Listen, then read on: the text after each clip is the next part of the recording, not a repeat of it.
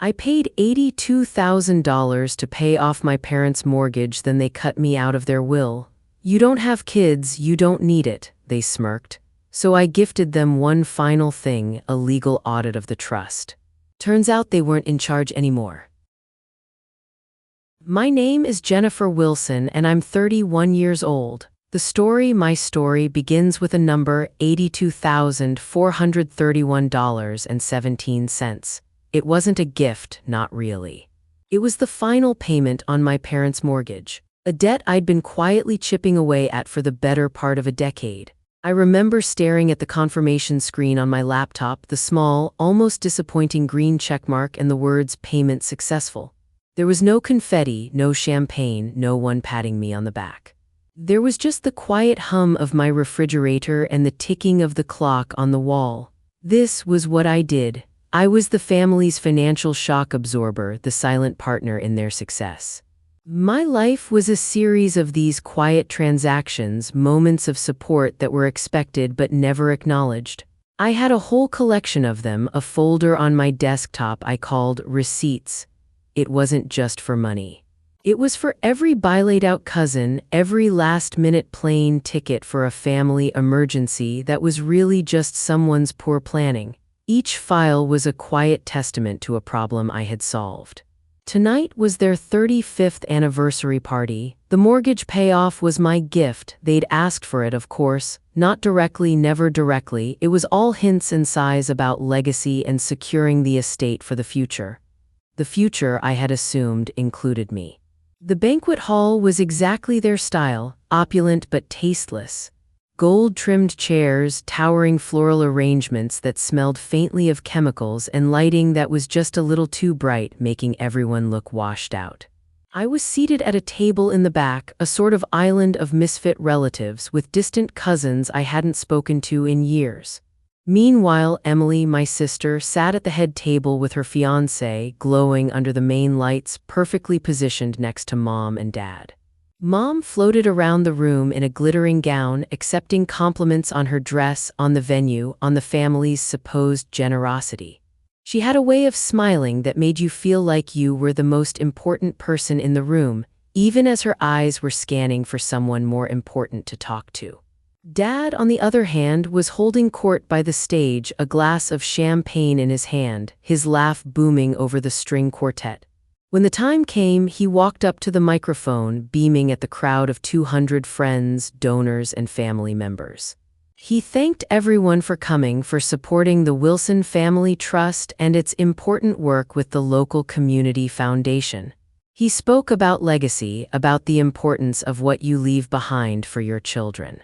Then he raised his glass to Emily, praising her upcoming marriage and the future children who would carry on the family name.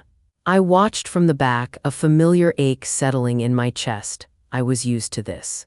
I was the stagehand in the play of their lives. Then his eyes found me. A spotlight operator, probably given a cue, swung a bright, hot circle of light onto my table. I felt my face flush as heads turned. "And to my other daughter, Jennifer," he said, and a few people in the room chuckled as if I were the punchline to a joke they'd all heard before. "We love her dearly," he continued, his voice slick with faux affection. "But as you know, she's comfortable, childless and comfortable." The words hung in the air, sharp and heavy. I glanced at the head table and saw my mom nod, a small, serene smile on her face. She was agreeing. It was a statement of fact to her. "So," Dad announced, his voice booming with the confidence of a man who has never been contradicted, "we've recently updated our will. Emily will, of course, inherit the estate. Jennifer will receive our love, which is priceless." The room laughed. It wasn't cruel laughter, it was polite, uncertain. The kind of laughter you make when a rich man makes a joke at a family event and you're not sure if you're supposed to find it funny. They thought it was a roast, a little jab, but I knew. I saw it in my mom's placid expression and my dad's dismissive wave. This was real, this was the policy. I didn't flinch. I just sat there, the heat of the spotlight on my face, feeling like a specimen under a microscope. My phone buzzed in my purse. I pulled it out under the table. It was a text from my bank, followed by an email, a confirmation. Your payment of $82,431.17 has been successfully processed. A quiet receipt for a transaction no one else in this room would ever see, and that's when I knew. I was done funding a legacy I had just been publicly written out of. I wouldn't ask for my money back. I would take it. The next morning, the smell of burnt toast from my neighbor's apartment filled my kitchen as I dialed their number. I kept my voice perfectly even, a flat line. "I need to talk about what you said last night," Dad answered, his voice breezy and light as if nothing had happened. "Jennifer, it was a roast, a joke." "My goodness, you're being too sensitive. A joke about disinheriting me in front of 200 people?" I asked, my grip tightening on my coffee mug. "After I just paid off your mortgage." There was a short pause. I heard a rustling sound and then Mom's voice joined his on the speakerphone. "That was a gift, sweetheart," she said, her tone gentle and condescending. "You don't attach strings to gifts. That's not what family does." They twisted it immediately, effortlessly. My hurt was an overreaction. My contribution was an obligation I was now trying to leverage unfairly. The conversation devolved from there. "We were just trying to be honest about the future," Dad added, his voice taking on a wounded tone. "Emily has a family to think about. It's a practical matter." It was like talking to a brick wall. A smiling, well-dressed brick wall that told you your feelings were unreasonable. They painted a picture of me as unstable and ungrateful for even bringing it up. My money, it was clear, was their right. My feelings were an inconvenience. I ended the call not with a slam of the phone but with a quiet click. It was a small, final sound. It was the last time I would ever try to reason with them. An hour later, as I knew she would, Emily called. Her voice was thick and syrupy with fake concern. "Jen, Mom said you were upset. You know Dad didn't mean it like that, didn't he?" I asked, my voice still flat. She sighed, a practiced sound of exasperation. "You know how he is. He thinks he's being funny. It's just not a good look, Jen, making a scene over a little joke. It makes everyone uncomfortable." She wasn't defending me, she was managing me. She was the family's public relations agent, and my job was to not cause a scandal that would tarnish the brand. I asked her if she thought it was fair that I would be left with nothing after everything I'd done. "Fair?" She sounded genuinely confused by the question. "We're a family, we support each other. You're the one with the stable career, the good income. It's always been that way." She was a willing, happy participant in the system because she was its sole beneficiary. Her call wasn't about my feelings, it was damage control. It was to ensure the family machine, the one I quietly fueled, kept running smoothly for her benefit. As I listened to her empty reassurances, I realized I was completely, irrevocably alone in this. There were no allies in my family, there were only beneficiaries and there were assets. I was an asset. That night I opened my laptop. The receipts folder on my desktop seemed to stare back at me.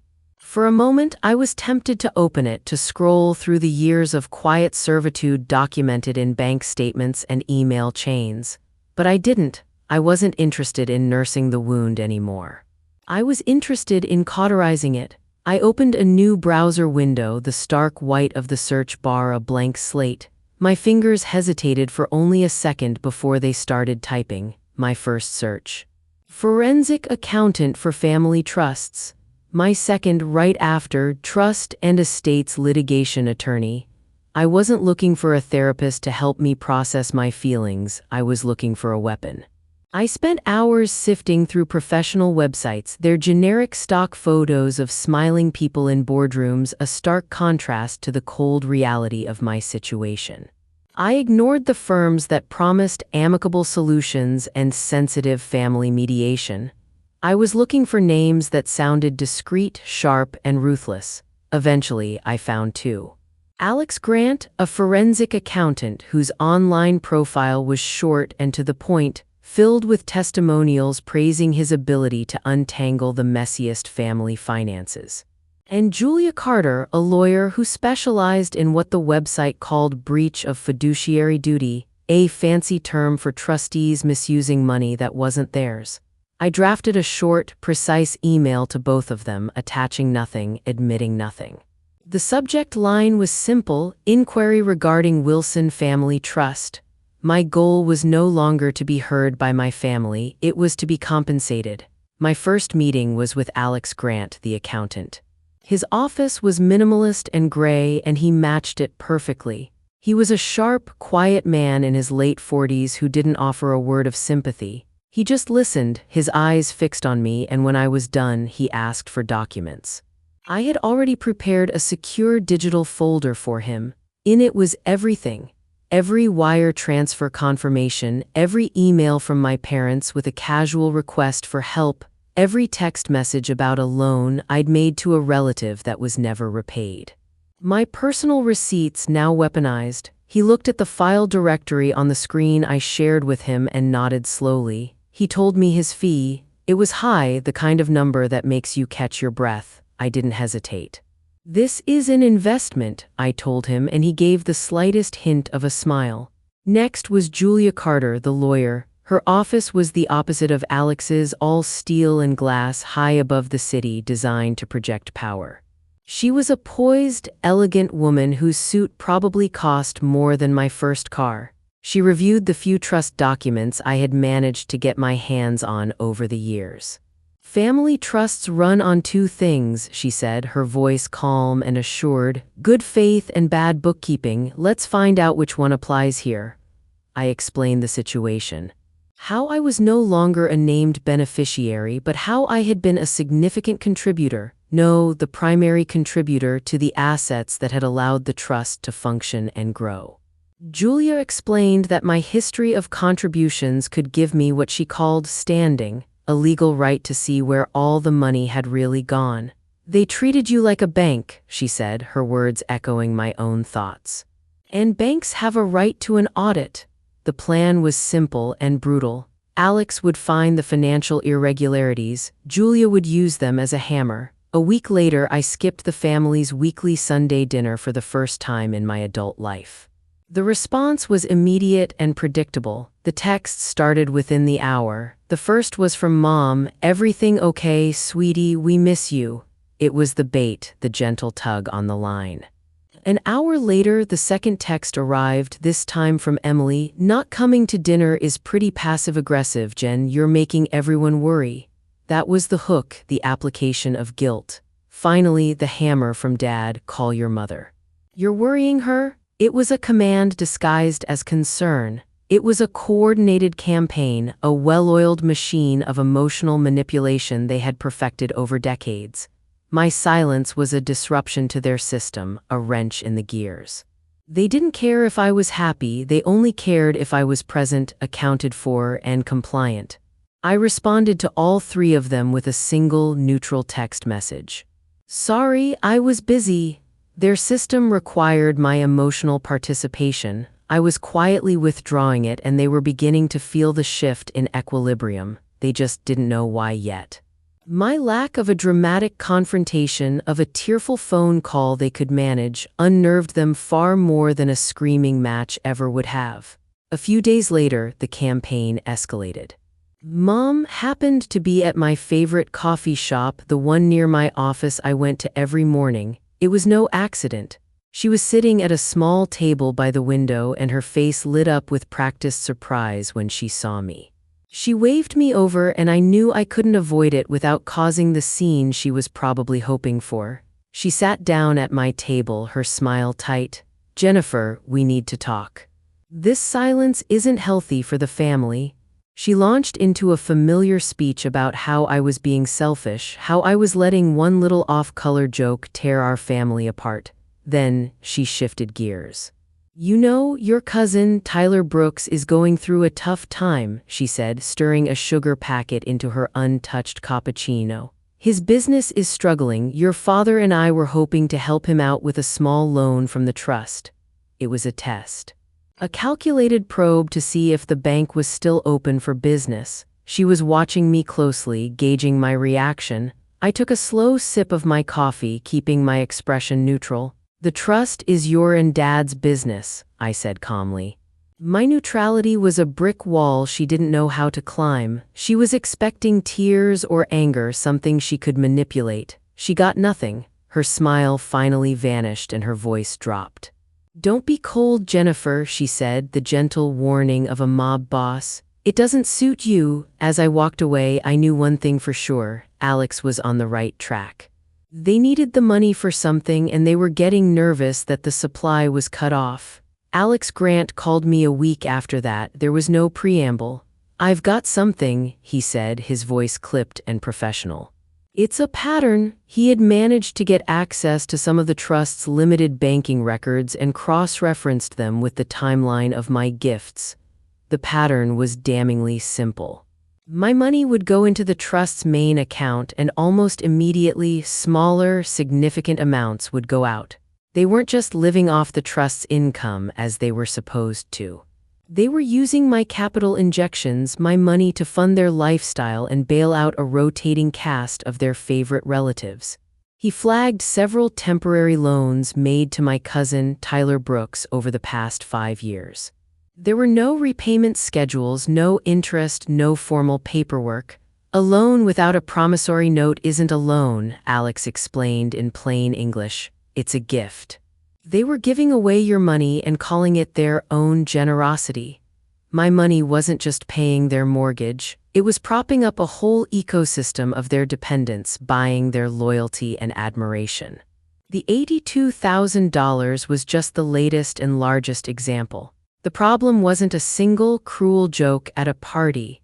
It was a long-running, deliberate financial scheme with me as its unwitting and then unwilling financier. My parents weren't just ungrateful, they were mismanaging funds in a way that bordered on fraud. The stakes had just changed. This was no longer just about my inheritance or my hurt feelings. This was about exposing a lie they had built brick by brick with my money. Alex sent a link late on a Tuesday, a single line in my inbox with a subject that read, "Summary attached." I clicked it and typed the code he'd texted me. The file opened into a spreadsheet that was cleaner than a hospital room. One column was labeled with my name, each transfer I'd made listed with the date and amount. The next columns split out where the money went once it hit the trust's account. It was like a map, arrows leading away from me. On the second tab, the arrows turned into plain words. $25,000 for a business expense on a date that matched the day Tyler Brooks posted a photo of his new truck, the one with the giant bow on it. $15,000 for educational distribution, the same week Emily and her fiancé posted pictures of themselves on a cruise ship in the Caribbean, umbrella drinks and matching sunglasses. $50,000 in loans to a handful of relatives, Aunt Carol among them, for temporary needs, with no notes, no payback, no nothing. The amounts were broken into neat lines, but all I saw were fingerprints. Alex's summary sat on the last page, just a few sentences. He had a gift for making complicated things sound simple. Funds you contributed enter the trust and are then used to benefit the co-trustees and preferred relatives. This isn't sloppy bookkeeping. It's using restricted money like a personal slush fund.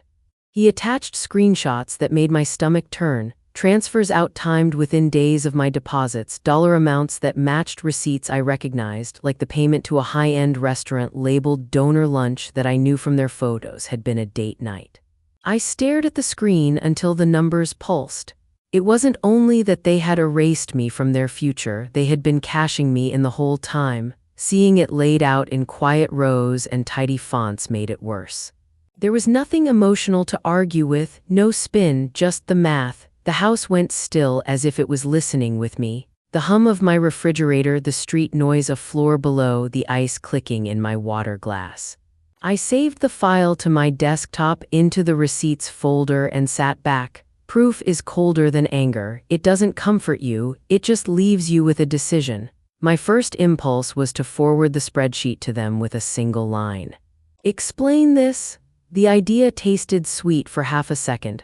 I pictured my dad's face going from smug to startled, my mom's hand fluttering to her throat. I imagined a scramble, excuses, the usual fog machine. I almost did it. Instead, I called Julia. She picked up on the second ring. I could hear her tapping a pen. I told her what Alex found, the truck, the cruise, the loans that weren't loans. Do I send it? I asked, already knowing the answer. Not if you want it to work, she said. If you show them this now, they'll panic and start hiding things. Let them think you're licking your wounds. Keep your mouth shut. Collect everything. Silence has never felt like such a sharp tool. I shut my laptop and pressed my palms against the cool metal. I thought about every argument I had ever had with Mom and Dad, how it always turned into me apologizing for the tone of my voice instead of them answering for what they said.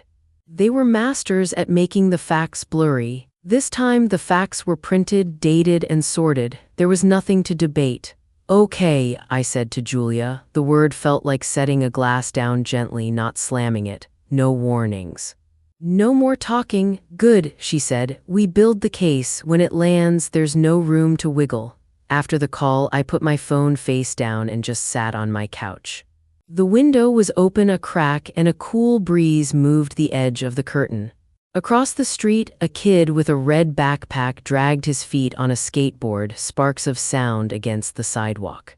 It was one of those slow, ordinary afternoons where nothing in the world seems to be happening, and yet my life had just tipped. I moved through my apartment like I was rehearsing quiet. I watered the plant on the windowsill. I washed a plate. I made a grocery list and then threw it away. I didn't send the spreadsheet. I didn't call them. I didn't give them any story to twist. The bridge I had kept patching plank by plank wasn't a bridge at all. It was a rope I had let them tie around me. Cutting it wasn't loud. It was a decision I made and then lived. A few days later, I was scrolling on my phone in bed, the room dark except for the blue light on my face. An ad slid past, then a post from the Community Foundation. Smiling photos, a fancy logo, a caption about the donor appreciation luncheon coming up. I clicked it. The details popped up like a stage cue, keynote speakers. Robert and Susan Wilson. Location, the downtown hotel with the glass chandelier in the lobby. Date, 6 weeks away. I read the post twice, then again, my thumb hovering over the screen. Of course, it was their favorite show. Community, legacy, the story of us.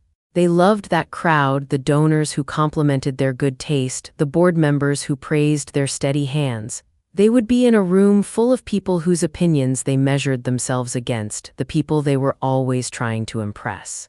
The same people who thought the Wilsons were generous because their daughter quietly picked up every tab. I forwarded the link to Julia and to Alex. My message was short enough to fit on one line. We have our date. I imagined the ballroom, the white tablecloths, Grace Martin at the podium, all warmth and polish, the light bouncing off crystal water goblets, my mom's necklace catching the spotlights. I thought about my dad's voice filling the room, about the way he would talk about family values and what we owe each other.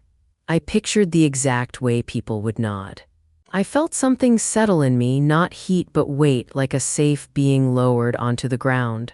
The stage they loved was the stage where the truth would land. They had always used that crowd to feed their image. That made it their weak spot. If this was a game, it was one they'd taught me: smile in public, keep the story simple, make sure the right people are in the room. I shut my phone and lay back on the pillow, staring at the ceiling. 6 weeks is a long time when you're holding a match and a dry field is waiting. I could feel the clock start to tick. The next morning, I called Julia again. There was no small talk. What's the most aggressive option we have? She didn't answer right away. I could hear her flipping a page. The most aggressive is to take them out of the driver's seat, she said. Not scare them into behaving, remove them. Put someone else in charge of the trust. Can we do that? I asked. We can, but it's hard, she said. You either convince a judge they've really messed up, or you find a switch inside the original papers that lets you do it when they cross a line. A switch? Sometimes the person who set up the trust puts in a kind of safety button, she said. If the people running it break the rules, control jumps to a backup. It's rare, but it exists. It's buried in the fine print. If it's there, it's fast. The phrase stuck to my brain, safety button. I saw it like a red pull handle behind a little glass door, the kind that says "in case of emergency." If it existed, it meant we didn't have to argue in circles. We could simply follow the rules they had ignored and let those rules do the work. "Look for it," I said. "Look everywhere. If it's there, we use it." "That's what I was going to do anyway," she said, and I could hear a faint smile in her voice. "It will take time. We have 6 weeks," I said. "Then we'll move," she replied. When I hung up, I felt the shift. My plan had started as a way to claw back what they took from me. Then it became a way to force them to face what they'd done. Now, it was bigger. It wasn't only about getting repaid. It was about taking away the toy they kept breaking and handing it to someone who wouldn't use it to buy praise and favors. I walked to the window and watched a bus glide past. People inside stared at their phones the same way I had the night before, unaware of the tiny hinge their day might be turning on. I opened my laptop and made a new folder inside receipts. I named it Stage. Inside it, I dragged a blank text file and typed the date of the luncheon. I typed 3 names: Alex, Julia, Grace. I typed sound check, seating chart, who sits where. I typed no contact with mom and dad and hit save. My coffee had gone lukewarm. I drank it anyway. It tasted like resolve. Julia called 2 weeks later, not with her usual measured tone, but with a bright edge that made me sit up straighter on my couch. "I found something," she said. Paper rustled on her end. "It's buried in the trust papers, back half, tiny font. Your grandfather put in a safety switch." I pressed the phone tighter to my ear. "A what?" "A switch," she said, keeping it simple.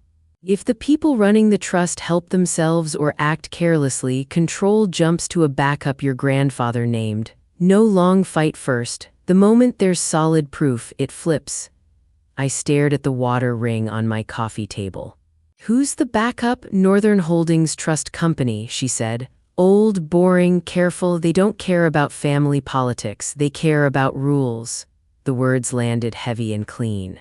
I pictured my grandfather at a kitchen table, a black pen in his hand, thinking 2 steps past my dad's charm. I could almost see him sliding that clause into place like a lock you don't tell anyone about. He hadn't trusted Dad with an open bar. He'd built a bouncer into the door. "Do we need a judge?" I asked, bracing for the answer that would slow everything down. "No," she said, "not for the switch. The papers say a formal audit is enough. If the audit shows what we think it shows, control passes to the bank automatically. Fast." The room felt colder, like a window had opened. I walked to the kitchen and stood barefoot on the tile. Proof, then action, no begging. No family conference. No talking in circles while they smiled and gaslit me into apologizing for my tone. This wasn't about love anymore. It was about electricity and a lever. I thought of Mom's calm nod at the banquet, Dad's laugh, the spotlight hot on my face. "So we finished the audit," I said, my voice low, like I was speaking to myself as much as to her, "and we flip it." "We finished the audit," she said, steady now, "and we flip it." I looked over at my closed laptop at the folders labeled Receipts and Stage. For the first time since the banquet, I felt like the ground under my feet belonged to me. My grandfather had left me something after all, not money, rules, and a way to use them. We met in Julia's office the next afternoon, the city spread out behind her like a map. She poured me water and laid out the path with 2 plain options, like a fork in a road I'd been walking for years without noticing. "Option 1, she said, "we use the audit quietly. We push your parents to make you whole. They pay you back, maybe issue a careful apology and keep their pretty picture intact. No one else needs to know." She let the picture settle, then slid the second one across the table. "Option 2, we use the audit to hit the switch. The bank takes over, your parents are removed. The money they handed out to themselves and their favorites gets called back. It'll be loud." Option 1 would give me a check and leave the story in their hands. I could hear Mom's voice already. Families have bumps. "We're stronger now." I could see the way they'd angle it at Sunday dinner, how Emily would say it's better to keep things in-house. They'd keep the trust, the stage, the applause. I'd get my money and be back on the outside, the problem girl with a payout and a bad attitude. Option 2 was a razor. It would slice straight through the myth they wore like silk. It would end the game, not just one round, it would also be final. No pretending at birthdays, no texts, no orbit. My name would become something they said like a bruise. Out the window, tiny cars slid down the street, a slow-moving river I wasn't part of. I thought about that night in the banquet hall, the ice in my glass, the room laughing because Dad told it to. I thought about the green payment successful on my laptop and the heat of the spotlight while he made a joke out of cutting me off. He had counted on me caring more about keeping the peace than about keeping score. "I'm not here for a scare," I said. "I'm here for an ending. We hit the switch." My voice sounded like it had dropped a weight it had been holding a long time. Julia didn't blink. "Then we do it properly," she said. "We time it so there's no warning and no way to wriggle. We'll need everything in place." "And I want it at the luncheon," I added, the decision rising like a tide I couldn't and didn't want to stop, on their stage. "In front of the people they perform for." She watched me for a beat, then nodded. "Then that's where it will happen." I walked home with the city's noise in my ears and the choice sitting strong in my chest. It didn't feel like anger anymore. It felt like gravity. I would not be bought off. I would not be managed. I was done being a story they told. After I chose, the quiet inside my apartment changed. It was cleaner, like someone had opened a window and let ringed, stale air out. I stood in front of the bookshelf where 3 framed photos always sat like good luck charms. Me and Emily in matching dresses, both missing our front teeth. The 4 of us at a lake, mid-laugh, sun on our faces. Mom and Dad dancing at some long-ago party, young and hopeful, before the money and the game turned them into something sharp. I took each frame down and wiped dust with the edge of my sleeve. My fingers left little ovals on the glass. I didn't smash them. I didn't want to. I wrapped them in old t-shirts, laid them carefully in a shoebox, and wrote "keep" on a sticky note I pressed to the lid.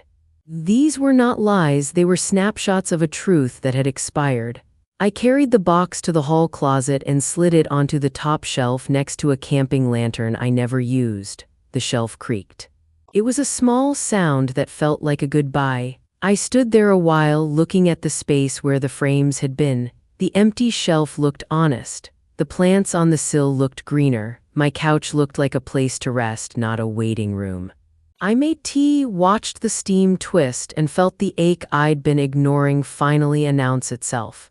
I had spent years trying to earn a seat at a table that had been whittled to fit only 2, then 3 when Emily joined as the heir. I told myself one more loan, one more rescue, one more big payment would make me safe, central. It never did. Choosing the switch meant I was finally admitting the truth. The family I wanted was a story I wrote alone. I let myself cry, not the gasping kind, just slow tears that slid along my face and dropped onto my wrist. It wasn't grief for losing them, it was grief for losing the hope that they'd ever turn toward me and mean it. When I wiped my face, I felt lighter. I poured the rest of the tea down the sink. It had gone cold. Later, I opened my bedroom window and lay on the quilt. The city's night air drifted in, smelling like rain on concrete. Somewhere a siren wailed, then faded. Taking the photos down wasn't rage, it was housekeeping, making space. I curled onto my side and thought, almost like a prayer, I am allowed to choose peace that doesn't include them. Morning brought a thin sun and a task list. I didn't just want my money back. I wanted the truth to land where it mattered, and I wanted the thing they had twisted to be put back in the shape my grandfather had intended. The goal shifted from personal payback to repair. I met Julia and Alex in a quiet conference room above a coffee shop. We spread out papers and laptops. Alex had turned the mess of numbers into a bound report with tabs you could flip without getting lost. The weight of it in my hands felt like a book with an ending, not an endless loop. "We'll need the bank on board now," Julia said. "They'll want to review everything before they step in." "Loop them in," I said. "And I'll handle the stage." The stage was the luncheon. I emailed Grace Martin at the Community Foundation and typed the words I knew would open every door. "I'd like to underwrite the event in honor of my parents." She called within an hour, her voice warm and grateful. We talked about menus and flowers and the program. I told her I wanted a few extra tables reserved for out-of-town family and friends of the trust. She was thrilled. Money makes planning easy. Over the next days, I became a quiet producer. I reviewed the seating chart and slid names where I wanted them. I placed Tyler Brooks near the front. I put Aunt Carol 2 tables away in clear view of the stage. I made sure the community foundation board was clustered center right where the sound was crisp. I added a table for corporate sponsors near a side aisle. That would be for 2 men whose names the room didn't know yet.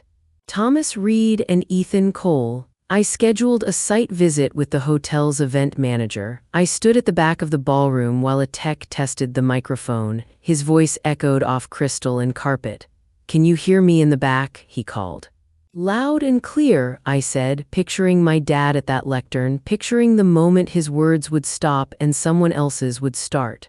I asked for a second microphone to be kept at the ready, just in case, and a small table by the stage for printed programs.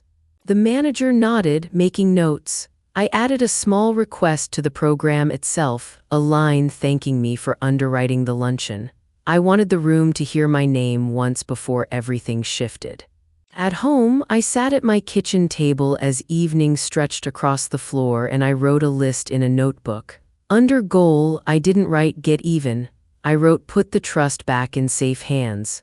Then I underlined it. Under my part, I wrote make sure the right people are there, make sure the sound is good, say one sentence. Leave.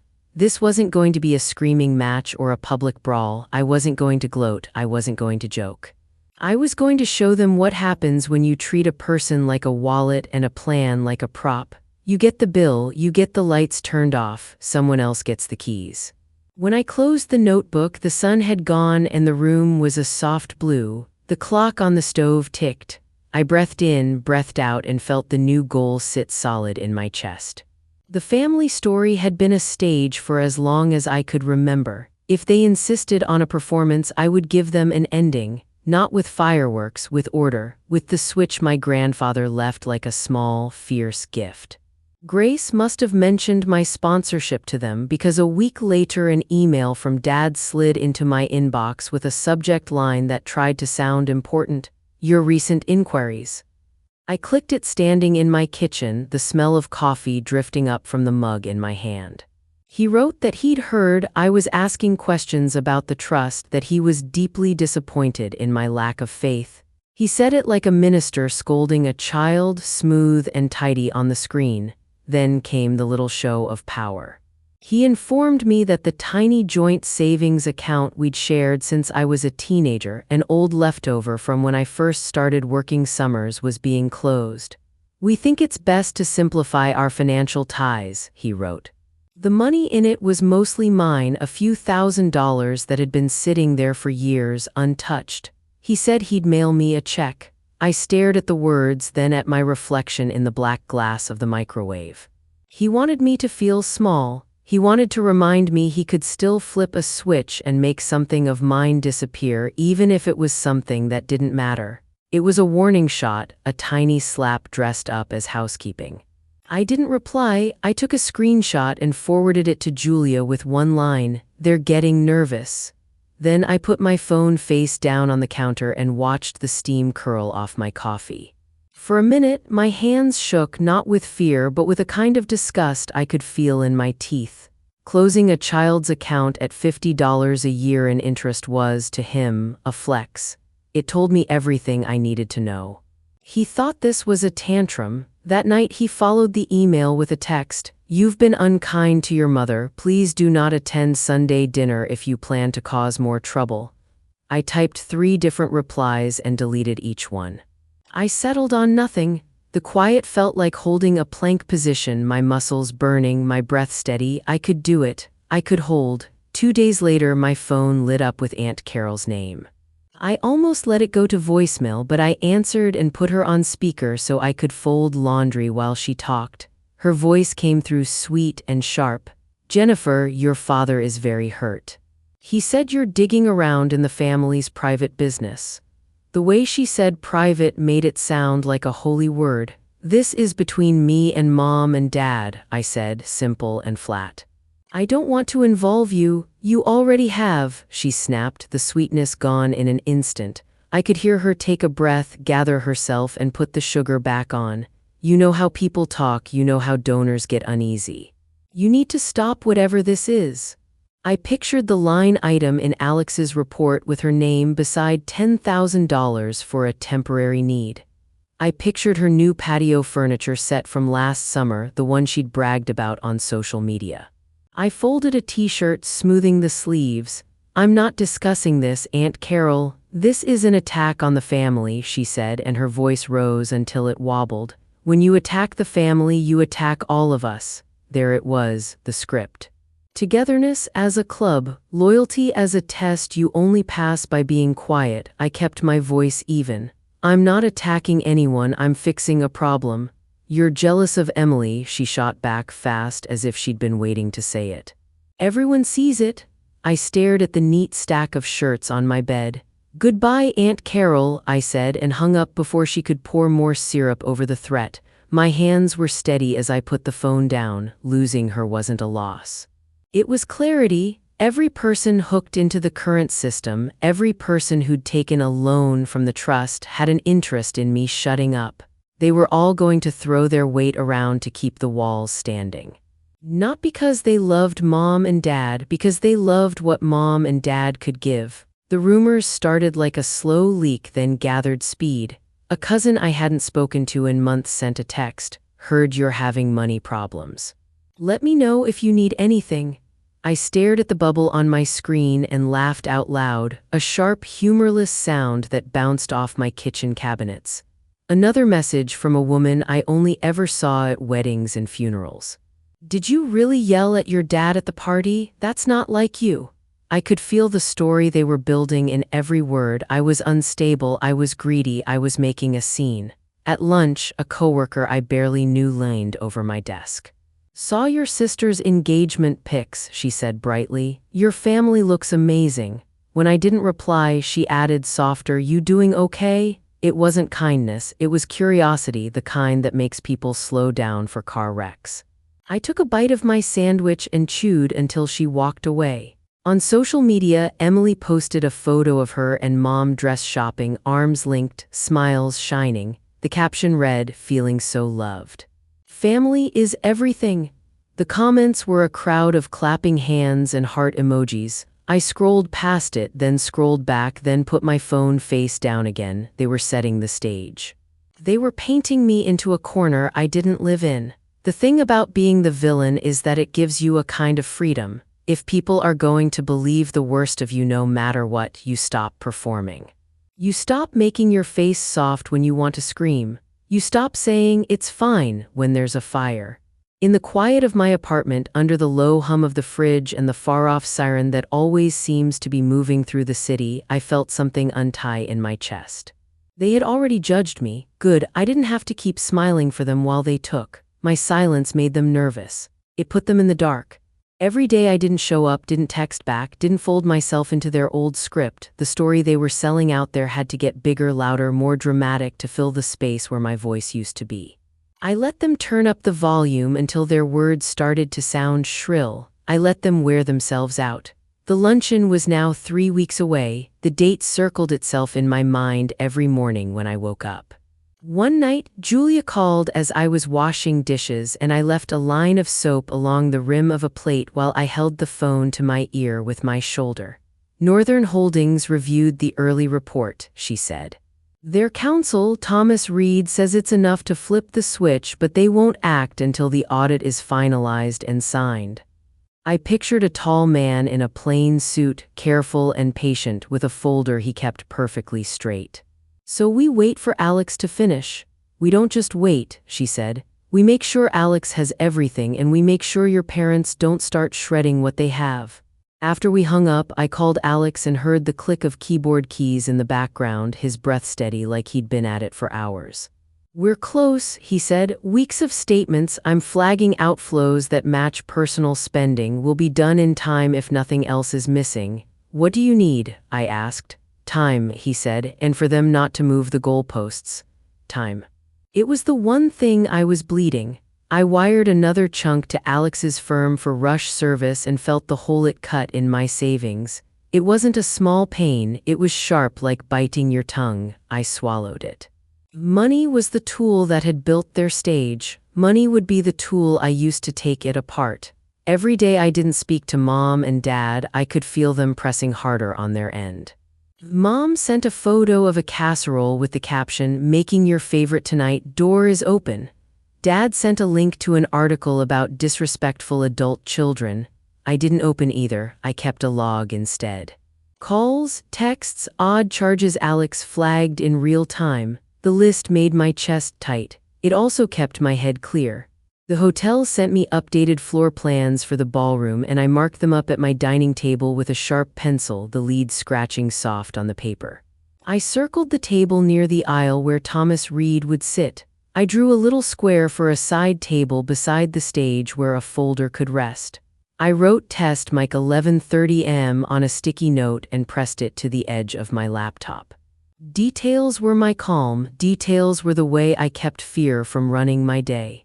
At night, I lay in the dark and listened to my upstairs neighbor's footsteps and the faint rush of the shower in the apartment next door. Every sound was a reminder of the ordinary world that kept moving while I was lining up my dominoes. In 3 weeks, they would fall. My job was to make sure none of them wobbled out of place before I flicked the first one. I met Julia 2 days later in a quiet corner of a hotel lobby, one of those places with soft yellow lamps and big chairs that make you feel like whispering. She spread out her notes, her handwriting small and neat. "Thomas Reed is reserving the afternoon," she said. "He'll come as your guest. Ethan Cole from the bank will be there too, in the background, ready to take over the moment the switch flips." I nodded, tracing the edge of the table with my fingertip. "And all of it depends on Alex finishing." "All of it," she confirmed. "If the report's not done, we don't go, we can't move half measures." That night, Alex emailed me near midnight. "Crossing the finish line," he wrote. "More personal charges labeled as trust expenses. This is going to hit hard." Attached were photos of receipts, the names of fancy restaurants, the date of a weekend at a lake house I knew was a friend's rental, all of it stuffed under the word outreach. I stared at the screen until the words blurred and the only thing I could make out was the shape of the numbers. We were in a race, but not the kind where you can sprint. It was one of those slow, grinding climbs where your lungs burn and the finish line looks like a mirage. Every morning I checked my phone and expected to see a message from Mom with a new trick, from Dad with a new punishment, from Emily with a new showy post. Some mornings it was nothing, some mornings it was 3 things at once. I kept my replies the same, none. On my lunch break, I sat in the hotel ballroom while the staff set up for a wedding. The room smelled like lemon cleaner and hot bulbs. A man on a ladder adjusted a light and asked me if I wanted it warmer or cooler. "Neutral," I said. "I want people to see exactly what they're looking at." I walked the path from the side door to the stage, counting my steps. 15 from the aisle to the lectern, 10 back down. I slipped into a chair in the back row and listened to the echo of chairs being unfolded, the low rumble of someone's laughter down the hall. It felt like standing in a church when no one else is there. The space held its breath. On the way home, I bought new shoes with solid heels that wouldn't click too loud on the ballroom floor. I bought a small notebook with a navy cover and wrote the short timeline of the luncheon on the first page. I checked and rechecked the list until the paper softened under my hand. Every detail I locked down made the waiting less jagged. 3 weeks, then 2.5, then 2, the days slid and caught like the teeth of a zipper. And under it all, one rule guided me: no more warnings, no more scenes, no more trying to make them understand. I wasn't a daughter arguing anymore. I was a person setting a process in motion. I had to be boring and steady and relentless. And I was. Alex asked for an urgent call and didn't waste a second when I answered. "It's worse than we thought, Jennifer." His voice had that steady edge I'd come to trust, the one that only came out when the facts were piled high and ugly. I sat on the edge of my bed, pressing the phone to my ear, toes touching the cool floor. "Tell me." "I traced the trust's credit card," he said. "Charges labeled as business, they're not." He paused like he hated the next part. $7,000 at a resort in Hawaii. It's coded as a board retreat. The only names tied to the booking are your parents. I pictured Mom's tan in last summer's photos and Dad's brag about getting some sun while working. I closed my eyes. There are a lot of restaurant bills, Alex went on. High-end places labeled as donor meetings. I've checked reservations and tagged photos. No donors, just your parents, sometimes Emily, sometimes your aunt. He took a breath. The worst is a $30,000 payment to a custom jeweler. It's coded as a charitable contribution. The receipt describes a necklace. The date lines up with your parents' anniversary. I saw it in my head because I'd seen it in the ballroom, the necklace that caught the lights like it had been made for a stage. It had my hand curled tight around the phone, knuckles white. It fused everything together, my public erasing, their quiet skimming, their shiny performances about giving back. They weren't just sloppy or entitled. They were helping themselves and calling it duty. It was thieving with manners. Everything is documented, Alex said, voice softening. Screenshots, dates, photos, side by side. It's clean. He didn't mean clean like good. He meant clean like undeniable. I stood up and walked to the window. The street outside was ordinary dog walker, delivery truck, a kid bouncing a basketball. The normal world kept moving while mine clicked into place. Thank you, I said. The words felt small for what he'd just put in my hands. After we hung up, I leaned my forehead against the glass and let the cool touch me. I didn't feel vindicated. I felt steady, like a door had shut with a firm latch. There was no more wishful thinking, no more wondering if I'd gone too far. The truth didn't need my feelings to be real, it just was. I took the list to Julia that afternoon, sitting in her office with the city spread behind her like a postcard. She flipped through the pages Alex had sent, her finger pausing on the resort, sliding to the restaurants, stopping on the jeweler. She didn't shake her head or gasp. She nodded once like a doctor making a diagnosis she'd suspected.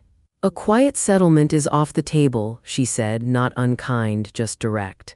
If we tried to solve this behind closed doors, you'd be asking them to admit to things that don't just break house rules. It's the kind of stuff that gets the government interested. She tapped the jeweler entry. They're never going to sign something that says this out loud. They'll fight. They'll paint you as a liar. They'll try to drown you in time and money. I sat back, feeling the chair's arms against my elbows. I could see it, Mom crying into a linen napkin, Dad wagging a finger, my name whispered like a problem in all the rooms where they loved to be the heroes. I could see them dragging it out for years just to make me quit. I wouldn't. But the plan wasn't about my stamina, it was about timing and leverage. The only thing they can't spin, Julia said, her eye on mine, is the rule your grandfather wrote, the safety switch. We follow it. We don't ask for permission. So, I said, we go with the switch. We go with the switch, she echoed. We hand the finished audit to the bank's counsel. He does the rest. He'll prepare the removal notice and the freeze. He'll read it where it matters. On their stage, I said, the words landing like a stone skipping across steady water. Mid-speech, Julia folded the pages and slid them back into the folder like she was putting a blade into its sheath. Yes. As I rode the elevator down, the shiny brass lights made my face look pale in the mirrors. I didn't look like a warrior. I looked like a woman who finally believed the story the facts were telling. The last safe exit, get paid quietly, keep the family's picture on the wall, had been boarded up by my parents' greed. There was only one road left. It went through the center of the room they loved most. The luncheon was just over a week away when Julia emailed me in the morning with the subject line, "Delivered." I read it at my kitchen counter, spoon paused over my yogurt. She'd handed Alex's final, signed audit to the bank's lawyer, Thomas Reed. He'd reviewed it and agreed they were proceeding. He was preparing the official papers, the notice that removed Mom and Dad from control and the order to lock the accounts. It wasn't drama, it was steps. A second email slid in, introducing me to a man named Ethan Cole. He'd be the face of the bank once the switch flipped. He wrote one sentence that told me everything I needed to know about him. "We will proceed as the documents direct." No promises, no comfort, just forward. I set my spoon down and opened my notebook. I wrote the date again in big numbers, like carving it into wood. 8 days, then 7. It felt different now that the papers were in motion.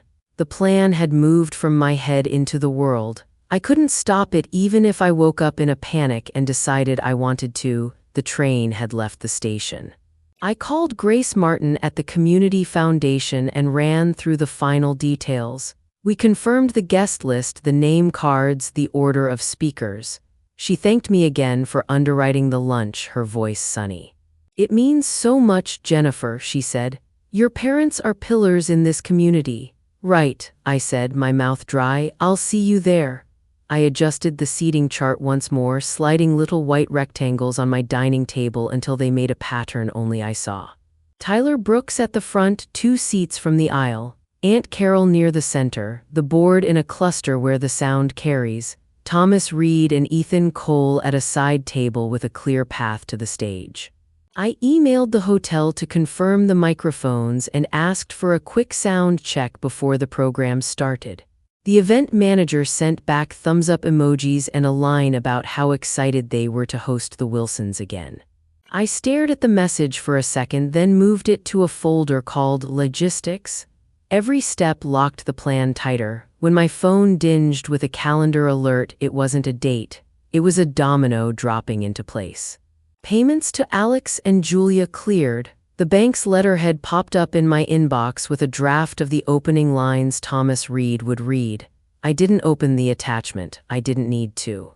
The words were already carved into the inside of my skull: removed, frozen, return. At night, I lay awake and ran through the scene like I was learning a dance. Grace welcomes everyone. Light chatter, forks on plates. Dad takes the stage and he swells with it because he always does. Then Thomas, then silence, then my 5 words, then I leave. It made my heart pound, not from fear, from finality. The countdown wasn't numbers on a page anymore. It was the sound of me zipping up my dress in the mirror and hearing the teeth close. 2 days before the event, we had a final call, Julia, Thomas Reed, and me. I sat on my couch with my legs tucked under me, notebook open, pen ready, even though the plan was simple enough to tattoo on the inside of a wrist. Thomas's voice was calm and low, the kind that could quiet a room. "Your father will be introduced," he said. "He'll give his remarks. As he reaches his final thank you, I'll stand and walk to the lectern. I won't engage with him. I'll introduce myself and my role. I'll read the key lines clearly and concisely. It won't take long. Ethan Cole will be present. The accounts will already be locked. There will be no way to reverse it in the room." "Will security be a problem?" I asked. "If Dad tries something, there's no reason to expect a physical problem," Thomas said, not unkind, just very sure. "I'll be seated near the aisle. The hotel has staff. If anything happens, I'll step back and wait." "But I don't think we'll need that." "We'll be there too," Julia added. "Alex and you won't be alone." I nodded even though they couldn't see me. "I'm not going to make a scene," I said. "I'll say my line and go. That's the best way," Thomas said. After we hung up, I went to my closet and pulled out the dark blue dress I'd chosen weeks ago. I ran my palm over the fabric, soft and smooth, and hung it on the hook on my bedroom door. I lined up my new shoes beneath it and set my small navy notebook on the dresser beside a hairpin and a tube of lipstick. In the bathroom, I stood in front of the mirror and practiced my face. Blank, calm, closed, not angry, not smug. Empty like a locked safe. I said the 5 words out loud once in a whisper. They felt like a stamp at the bottom of a page. I thought about all the ways the moment could go wrong: someone grabbing the mic, someone yelling from a table, a cousin blocking the aisle with a red face and shaking hands. I let each picture form, then let it pass like clouds moving across a sky you can't stop even if you want to. The plan could handle noise. It was built for noise. It had a center that didn't move. I slept lightly, waking again and again, checking the time. At 3 in the morning, I made tea and scrolled through photos on my phone, stopping on one of me at 21 in a too big blazer, standing in front of Mom and Dad's house with a set of keys. The caption I'd written then said, "Making you proud." I stared at my own bright face and felt a complicated ache I didn't try to name. I set the phone down. I wasn't 21 anymore. I wasn't waiting at anyone's table for scraps of praise. The day before the luncheon, I walked through the hotel one more time. The staff was setting up for another event, but the bones of the room were the same: high ceiling, pale carpet, chandelier like a net of glass. The event manager greeted me by name and pointed out where the lectern would be. I walked there and stood where Dad would stand, then stepped back and stood where Thomas would stand, then walked to the table where I'd sit at the beginning. I counted the steps to the exit: 15, then 10, then the hallway with its framed black and white photos of famous guests. On my way out, I paused in the lobby by a pot of white orchids. A couple took a selfie in front of the fountain, their smiles eager. I watched the water fall in thin sheets over the stone and listened to the low hum of the air. Tomorrow, those sounds would be swallowed by voices, by applause, by a single calm statement cutting clean through a room built for flattery. I went home and put my phone on Do Not Disturb. I cooked pasta and ate it standing up, tasting nothing. I checked my bag twice, then a third time: wallet, phone, lip balm, tiny notebook, a pack of tissues I wouldn't need. I set an alarm and then another one for 5 minutes later. When I finally lay down, the city wrapped itself around me: cars brushing past, a train in the distance, the soft buzz of a streetlight. It felt like the night before a storm.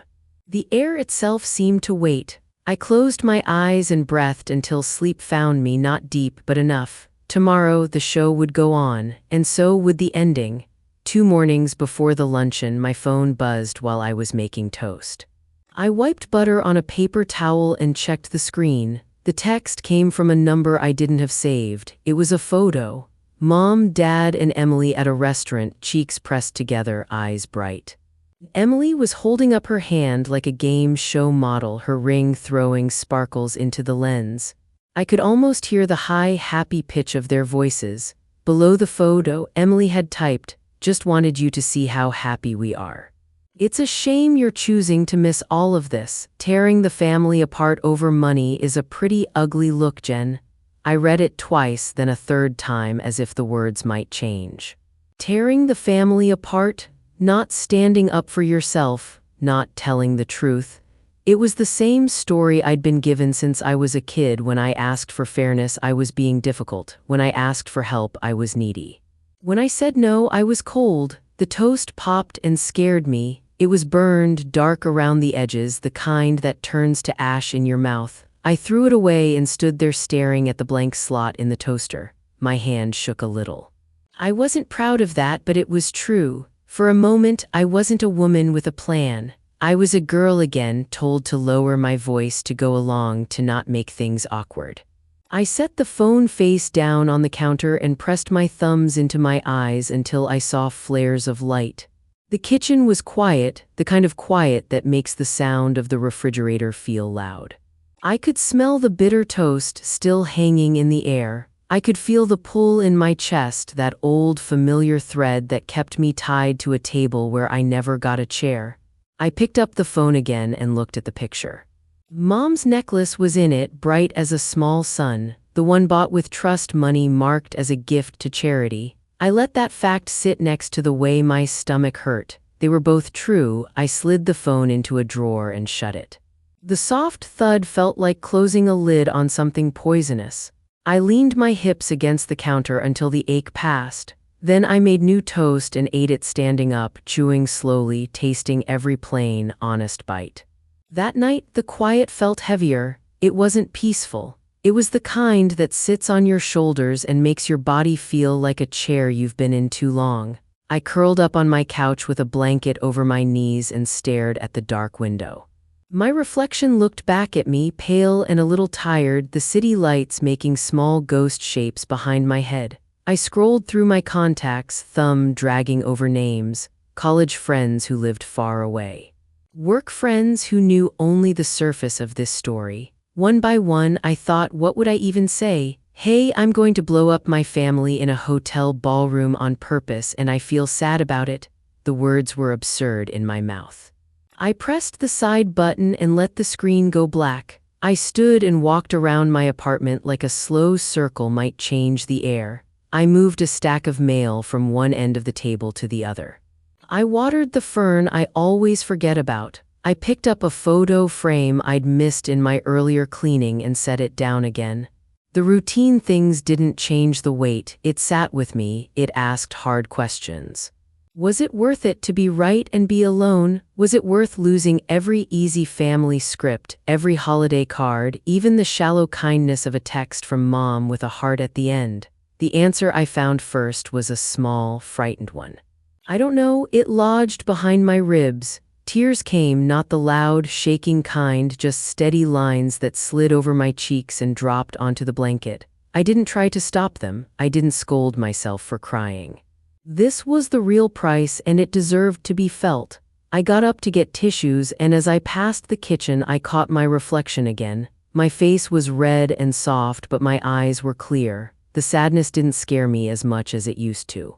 I knew what waited on the other side of it. I sat back down and let my breathing slow, in and out, a steady tide. The future past the luncheon was a blank page, no more forced dinners, no more pretending. No more reaching for a hand that kept pulling away. That blankness wasn't empty, it was open. It made my heart race in a different way, a better way. I rubbed my thumb over the corner of the blanket until the fabric warmed under my skin. Then I turned off the lamp and sat in the dark, listening to the building's soft, settling noises like a tired body easing itself into sleep. The next morning, I made coffee and opened my laptop. The page I had left up was a single line in a simple font. Consider this my last contribution. 5 words, sharp as a snap. I watched the cursor blink at the end of the sentence. I hovered over the delete key. If I took those words out, if I called Julia right now and said, "Stand down," everything could go back to the lie. Mom would text. Dad would act like nothing happened. Emily would paint me as the bigger person for letting it go. It would be easier, at least for a while. I pictured that future like a glossy brochure, then I flipped it over and looked at the fine print, more quiet payments. More loans to cousins, more photos posted for applause, more standing in the back of rooms while Dad made jokes with my name in them. The thought made my skin feel too tight. My email pinged. The subject line read, "Final confirmation." It was from Julia. I clicked. The body was short. "Thomas Reed and Ethan Cole are confirmed. Everything is in place. It's your call, Jennifer. Let me know by morning if we stand down." I read it again, slower the second time. It was the kind of clean sentence that leaves no place to hide. "It's your call." That was the part that held me. My whole life, calls had been Dad's orders, Mom's reminders, Emily's damage control. My choice had been to comply or cause a scene. This was different. This was a door with my name on it. I put both hands around my coffee mug and felt the heat soak into my palms. I looked at the words I'd written, my 5 words. I whispered them once to see if they still fit in my mouth. They did. They weren't cruel. They were final. They were a receipt stamped across the end of a long bill. I set the mug down and typed a reply to Julia. "We proceed." My fingers didn't shake. I hit send. The air in my apartment felt lighter, thinner, like the room had more space than it did a minute ago. I closed the file with my 5 words and slid my chair back. The decision didn't make me smile, it made me stand up straighter. I washed my mug and set it to dry, then I pulled my dark blue dress from the closet and hung it on the back of the door. The fabric caught the light and stayed quiet, armor. The hotel ballroom looked exactly the way I'd pictured it in my head, but larger.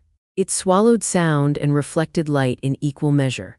I stood in the doorway for a second, letting my eyes adjust to the sparkle of the chandelier, the white of the tablecloths, the small, constant movement of waiters in black vests setting down water glasses. My dark blue dress felt cool against my skin, smooth where it skimmed my knees. I touched the tiny clasp on my necklace, just a plain chain, and let my hand fall. I saw Mom and Dad near the stage greeting donors like royalty on a casual day. Mom was wearing the necklace, the one that made her chest look like a night sky. Dad's smile was turned to full wattage. They both looked like they had slept well. Emily and her fiancé were at the head table, laughing with a couple I recognized from holiday parties. Emily had the kind of glow you get when the world holds you like a bowl it doesn't plan to drop. I moved to my table in the back. Julia sat to my left, a calm presence in a dark suit, her hands folded on the linen in front of her. Alex sat to my right, still and watchful, his eyes taking in the room like a scanner. At the table beside us, Thomas Reed and Ethan Cole looked like any other corporate guests, quiet, polite, name tags pinned to jackets. If you didn't know their names, you wouldn't have looked twice. That was the point. Dad caught sight of me and gave the tight little nod he used when he accepted something he assumed was an apology. Mom glanced in my direction and looked away, her jaw setting just a fraction. They read my presence as surrender. Good. They could keep reading wrong for 5 more minutes. The clink of silver on glass brought the room to a gentle hush. Grace Martin took the stage, her voice warm as a fireplace. She thanked the donors, thanked the volunteers, talked about programs and scholarships and the good the foundation tried to do. People nodded, forks moved, the buzz rose and fell like an easy tide. And of course, Grace said, smiling toward the head table, we want to thank Robert and Susan Wilson for their incredible support and leadership. Applause swelled, soft at first, then fuller. I felt it pass over me like a wave that wasn't meant to reach the shore. And today, she added, turning her head, we have a special thanks to Jennifer Wilson for her generous underwriting of this event. She opened her hand toward the back where I was sitting, inviting the room to follow her gaze. A polite ripple of clapping spread. Some faces turned, curious, some didn't. I nodded once and kept my hands in my lap. From the stage, Dad's smile flickered for a heartbeat, just a little dip like a cloud crossing the sun. It was small, but I saw it. So did Julia, so did Alex. Grace wrapped up her welcome and introduced Dad as the keynote speaker. He stood, adjusted his tie, squeezed Mom's hand, and took his place at the lectern. He looked comfortable there, like the microphone had been built to fit his palm. He started with a story about beginnings, about scrappy days and big dreams. He talked about family, about lessons learned at the kitchen table, about passing something down that matters. The room settled into him, their faces open, willing. He knew how to hold them, he liked it. I glanced at Thomas. He looked at his watch and then up at the stage, his expression unchanged. I felt the pulse in my throat sync with the rhythm of Dad's sentences. I let my breath out slowly. The lights were warm, the air smelled like lemon and roast chicken and the faint sweetness of flowers. My hands were steady on my napkin. I had 5 words waiting in my pocket like a coin. They were small, they were enough. Dad was in his element, riding the hush of the room like a wave. He wrapped his story around the audience, talking about family values and building a legacy that lasts. He used his favorite lines, the ones I'd heard so many times I could mouth them back, how our family worked hard, how we gave back, how the Wilson name meant something. Faces lifted toward him like flowers turning to light. He smiled down at his notes, then looked up and sent out a practiced pause. It's all about keeping track of what matters, he said. He glanced toward Mom, then toward me like he wanted to catch my eye. We keep receipts on our blessings and we give back in equal measure. The word hung there, receipts. It slid across the surface of the room, soft as a compliment and sharp as a blade. Alex's gaze flicked to me. I kept my hands still on my napkin. I could taste lemon on the air from the centerpiece mixed with the butter of rolls growing cold on plates. Dad rolled on, painting pictures of the future, Emily's wedding, grandchildren on his knee, scholarships with our family name on them. He said the word legacy like it could tie a bow around anything. People nodded.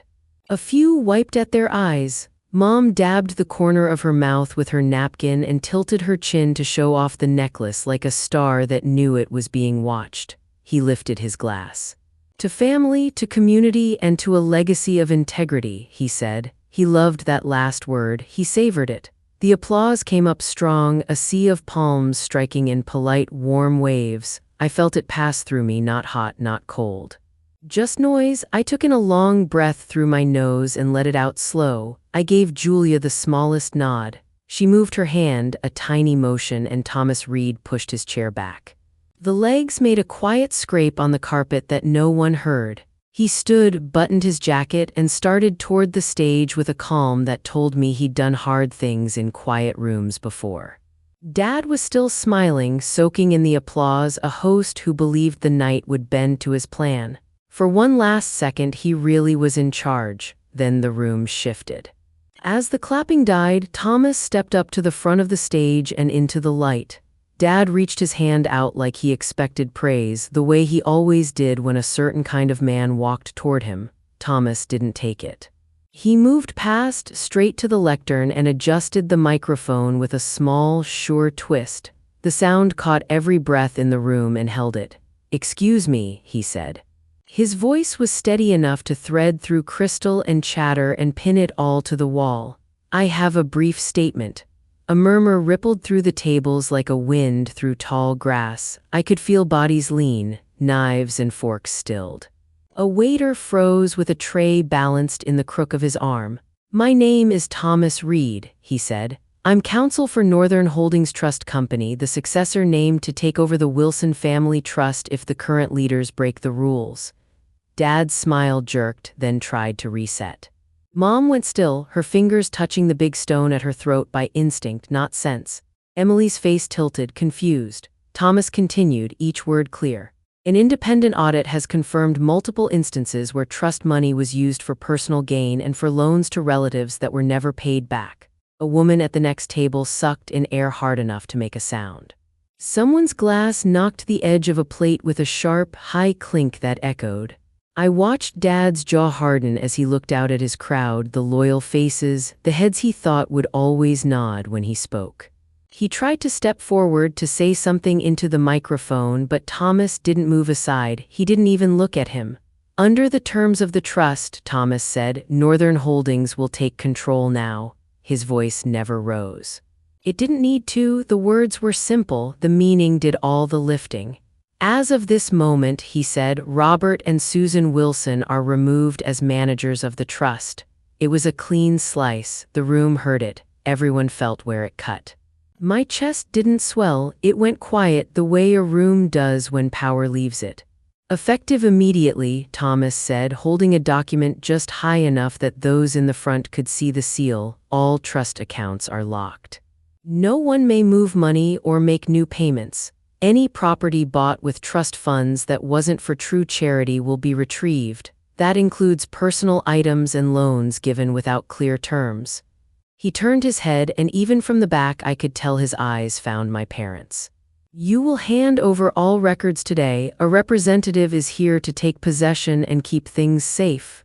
He tipped his hand toward Ethan Cole, who stood up, nodded once, and sat back down. He was a blank wall with a calm face. That was his whole job. You could hear the big chandelier humming. You could hear the air system whispering. That was how quiet the room was. Dad opened his mouth and shut it again like a fish lifted out of water. He reached for the microphone without thinking and stopped halfway, hand hanging there. He wasn't the kind of man who was used to being told he couldn't touch the mic. Mom stared at Thomas like she could make him into a rude waiter if she just held still long enough. Her hand didn't leave the necklace.